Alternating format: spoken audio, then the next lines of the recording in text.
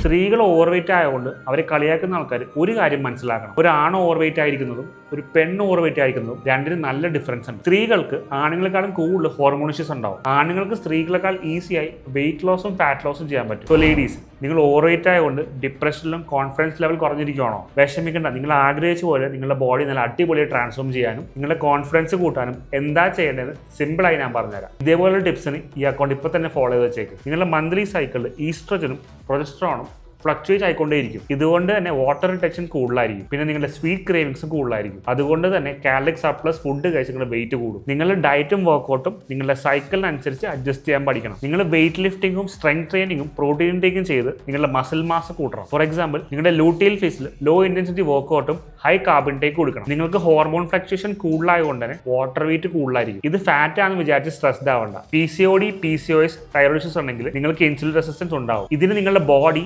Insulin സെൻസിറ്റീവായി മാറ്റണം. അതിനൊരു caloric deficit diet എടുത്ത് സ്ട്രെങ്ത് ട്രെയിനിങ് ചെയ്യണം. ഇതൊക്കെ നിങ്ങൾ ചെയ്താൽ നിങ്ങളുടെ കോൺഫിഡൻസും കൂടും, നല്ല റിസൾട്ടും കിട്ടും.